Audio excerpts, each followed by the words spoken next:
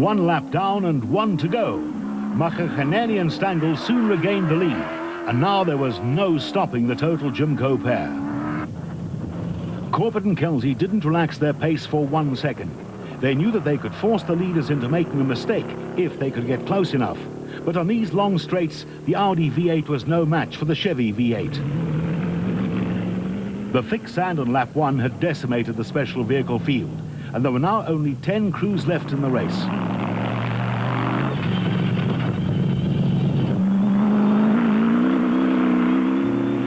Kirstein and Juster were 4th overall in the Atlas Copco Bat, but they would later retire with a blown motor.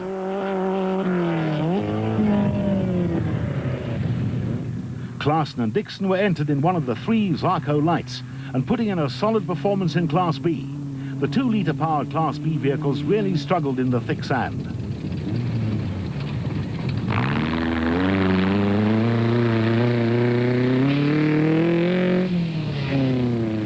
Third in Class B were Ernest Corbett, father of Mark, and son-in-law Warwick Goosen. The ABSA Off-Road Championship is certainly a family affair, with more brothers, husbands and wives, and fathers and sons competing together than in any other category of motorsport. Bez and Etienne Besaidnote were yet another father and son combination in the Edenco Sandmaster. The Ferry brothers were 5th in Class B, but they would later retire with a blown motor in the Zarco Light.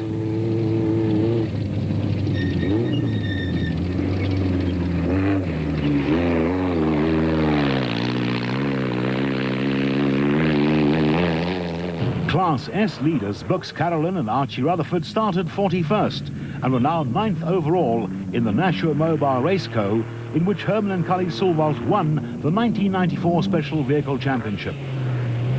Audrey Roots and Dion de Kock didn't complete the prologue and started 48th. On corrected time, the Sun City 400 organisers were actually leading Class B in the aging WPP, but had rivals Glenn Klaassen and Matthew Ludick in the Zarco Light in close attendance.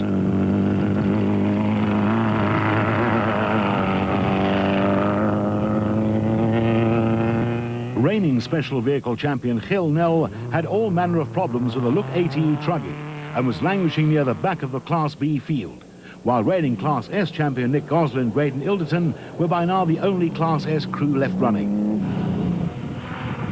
Marcus Taylor and Carl van der Merwe also had their fair share of problems, but soldiered on in the hopes of picking up some championship points for their efforts.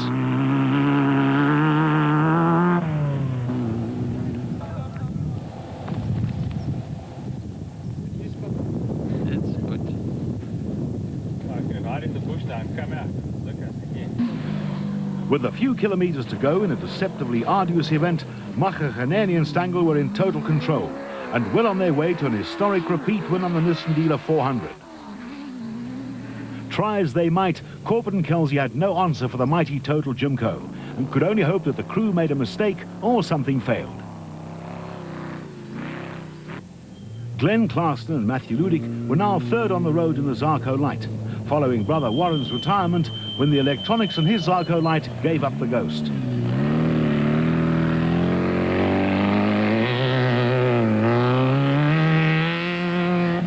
It turned out to be a good day for the Century Property Developments team, with both the Class A and Class B bats finishing on the podium. Roots and de Kock were on a charge and unaware that they were now the Class B leaders on corrected time.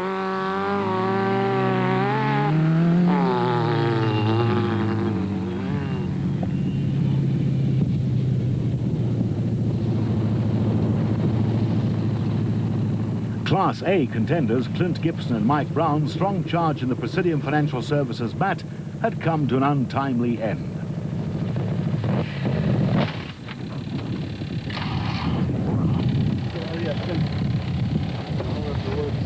What happened with you guys?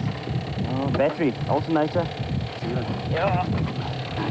So we borrowed another one from Henry, but this is also gone. Oh, we're stuck in the middle there now? Yeah, let's go, Mark. We've got to push and hurry.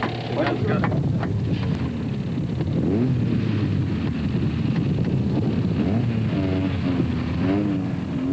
Bez and Etienne Besaidnote slipped by in the Edenco Sandmaster. Yeah, it was a different way. You see what happens? On the first lap, the sand isn't bad, but on the second lap,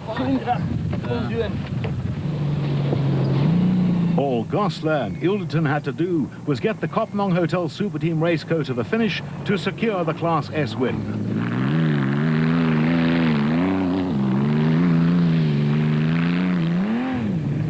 brand new. Look at him now. Gil Nel has a never-say-die approach to racing and went on to be classified as the last place finisher on the Nissan Dealer 400. Brothers Hamish and Alistair Stubbs failed to complete the race.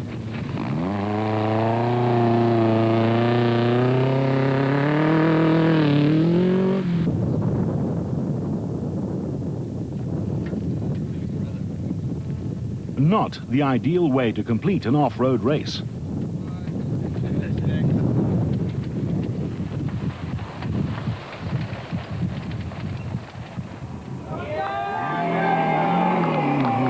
An historic repeat win on the Nissan Dealer 400 for Atang Macheneni and Mike Stangl in the Total Jimco. I think we had a wonderful race. Flawless, no puncture, never missed a turn. And myself, Mike, we navigated extremely well. The car was flawless, unbelievable. And I think we should continue in the same manner for the season. And it's an enormous, wonderful engine we've got.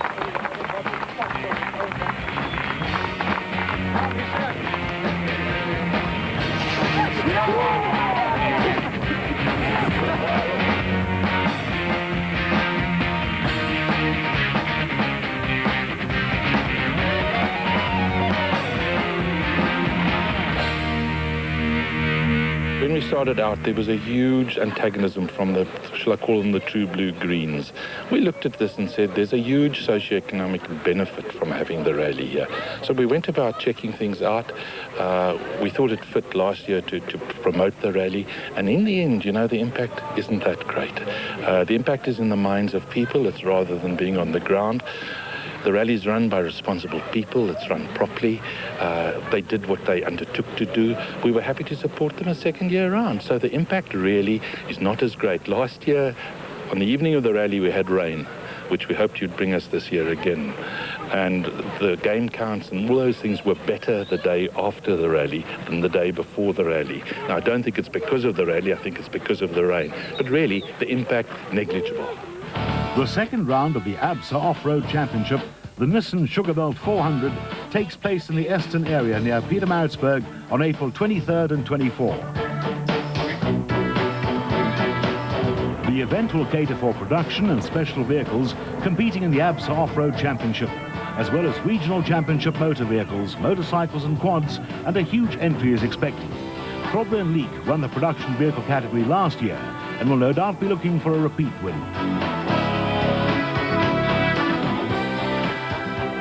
The special vehicle category produced a dramatic finish, with Gerald Mundell and Billy Bond just making it across the line ahead of Greg Dowse and Archie Rutherford. The prologue starts at noon on Friday, and the main event gets underway at 8 a.m. on Saturday, with the first competitor expected to cross the line at 1:30.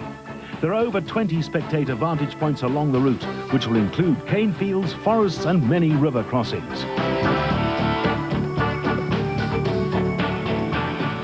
The South African Off-Road Championship was proudly brought to you by ABSA.